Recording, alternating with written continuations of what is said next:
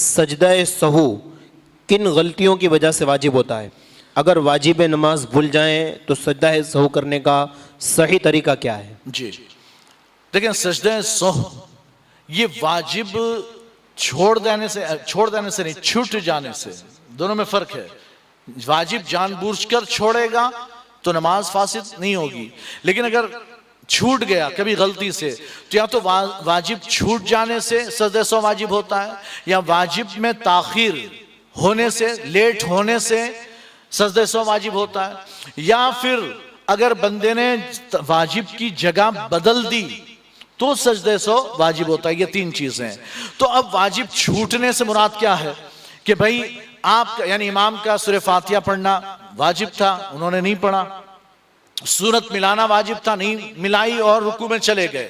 आप अकेले पढ़ रहे थे और अकेले पढ़ते हुए अल्लाह अकबर कहकर आपने शुरू की थी, सूरह फातिहा पढ़ के जल्दी में अल्लाह अकबर कहकर चले गए कहाँ? रुकू में। सूरत मिलाई नहीं तो सूरत मिलाना वाजिब था, यह है तर्के वाजिब, है ना।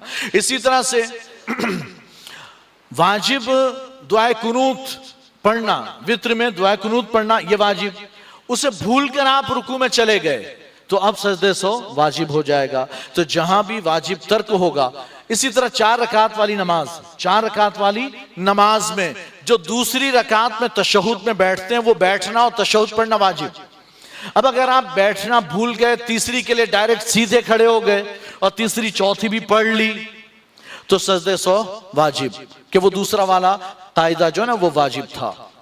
या जगह इधर उधर हो गई कि पहली 2 रकात में सूरत मिलानी थी, हमने तीसरी चौथी में मिलाई तो ये हो गया।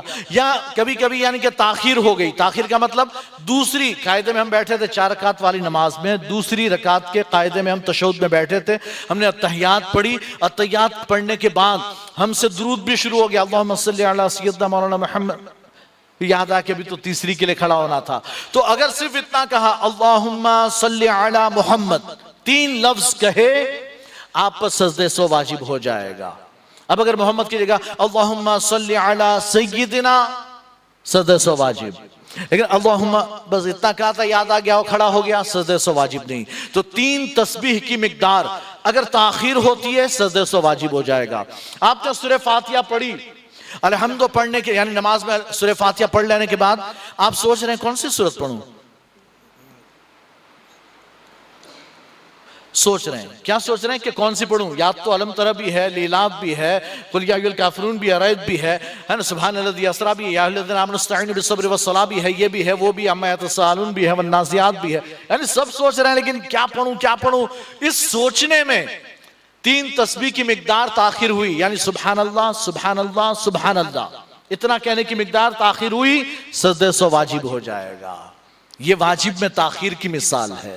वाजिब में आपको ताखिर हो गई कि सूरत फौरन मिलाना वाजिब था, आपने ताखिर की। अच्छा, अल्लाहु अकबर कहकर जब शुरू किया था तब आपने सना पढ़ी, थोड़ी देर खड़े रहे, या पहले ही चुपचाप खड़े रहे थोड़ी देर, फिर याद आया कि मुझे पढ़ना है, मैं अकेला पढ़ रहा हूं, तो फिर आपने सना पढ़ी, फिर औज़ु बिस्मिल्लाह। तो वो जितना वक्फा देर की उसमें कोई फर्क नहीं पड़ता, लेकिन सूरह फातिहा पढ़ने के बाद देर की, सजदे सहू वाजिब।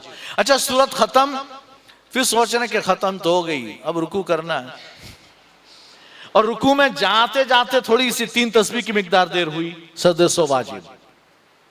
इसी तरह से आप रुकू से उठे, तस्बीह पढ़कर खड़े हुए, और खड़े और 3 तस्बीह की मिकदार लेट हो गए, तो फिर सजदे सहू वाजिब हो जाएगा। इसलिए कि रुकू के बाद सीधा खड़े होने के बाद सजदे में जाना है आपको, तो फर्ज में भी ताखीर हुई तो सजदे सहू वाजिब। तो ये सजदे सहू उस सूरत में वाजिब होता है। तरीका क्या है सजदे सहू करने का? सही तरीका, जब आप आखिरी रकात में हो, चाहे 2 रकात हो चाहे 4 रकात हो, आखिरी रकात, तो आखिरी रकात का तशहुद पढ़ लिया आपने, अशहदु अल्ला इलाहा इल्लल्लाह व अशहदु अन्ना मुहम्मदन अब्दुहु व रसूलुहु पढ़ लिया। अब उसके बाद एक तरफ सलाम फेरना, अस्सलामु अलैकुम व रहमतुल्लाह, एक तरफ सलाम फेरा, फिर अल्लाहु अकबर कहकर फिर आपको सजदे में चले जाना है। 2 सजदे करने हैं और 2 सजदों में 3 मरतबा तस्बीह भी पढ़नी है, और फिर 2 सजदे करके फिर बैठ जाना है, फिर अत्तहियात पढ़ना है, दुरूद इब्राहिम पढ़ना है, दुआए मासूरा पढ़नी है, फिर दोनों तरफ सलाम फेर देना है, आपका सजदे सहू अदा हो गया।